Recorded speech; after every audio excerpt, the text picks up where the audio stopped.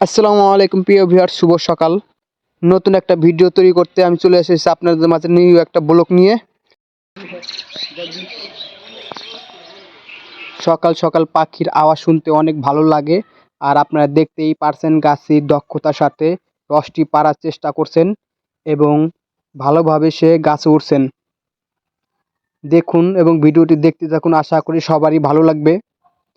তো গাছি শেষ মুহূর্তে খেজুর গাছের উপরে উঠেই গেলেন এবং দেখছেন কিভাবে এই রসের হাঁড়িটি সে তার মাজায় ঝুলিয়ে নিচে নামবে। প্রতিদিনই তারা এভাবে খেজুর গাছ থেকে রস সংগ্রহ করে নির্দিষ্ট স্থানে নিয়ে যায়। দেখুন কিভাবে রস নিয়ে যাচ্ছে তার গন্তব্যস্থানে। তারপর রস একটি বড় পাত্রে ঢেলে প্রচুর জাল জ্বালিয়ে তারা রসকে ঘন করে গুড় তৈরি করার চেষ্টা করে। দেখতেই পারছেন কত হাঁড়ি। আর এইভাবে জ্বালিয়ে তারা রসকে ঘন করে গুড়ে পরিণত করবেন। জাল দিতে দিতে তারা কত ঘন বানিয়ে ফেলছে এবং তারা এইভাবে একটি লাঠি দিয়ে গুড়কে একটু চেক করে নেয়। এভাবেই আস্তে ধীরে তারা একটি বড় পাত্রে ঢালবেন।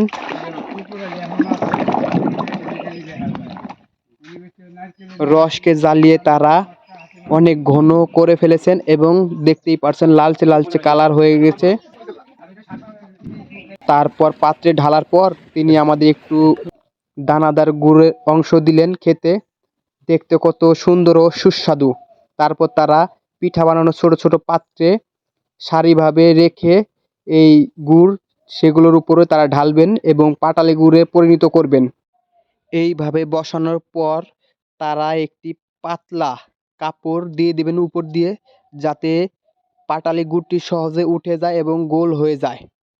আর ভিডিওটি ভালো লাগলে অবশ্যই সবাই একটি লাইক, কমেন্ট, ফলো দিয়ে পাশে থাকবেন, আমাকে উৎসাহিত করবেন।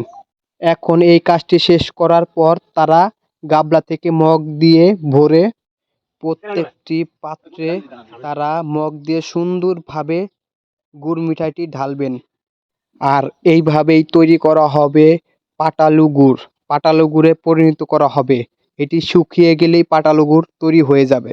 তো ভিডিওটি দেখুন, তাহলেই বুঝতে পারবেন। দক্ষতার সাথে এইভাবে তারা প্রতিদিন প্রতিনিয়ত কাজ করে যাচ্ছেন এবং এটি তারা বেচে তাদের জীবিকা নির্বাহ করছেন। তারা অনেক দূর থেকে এসে অন্য একটি স্থানে বাসস্থান করে সাময়িকভাবে তারা এই ব্যবসাটি করে আবার সময় শেষে তারা চলে যাবেন।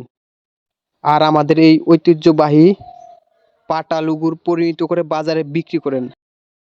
গুড় বানানোর শেষে দেখেন কিভাবে দানা বসিয়ে এইভাবে সুন্দর ও সুস্বাদু করে তোলে।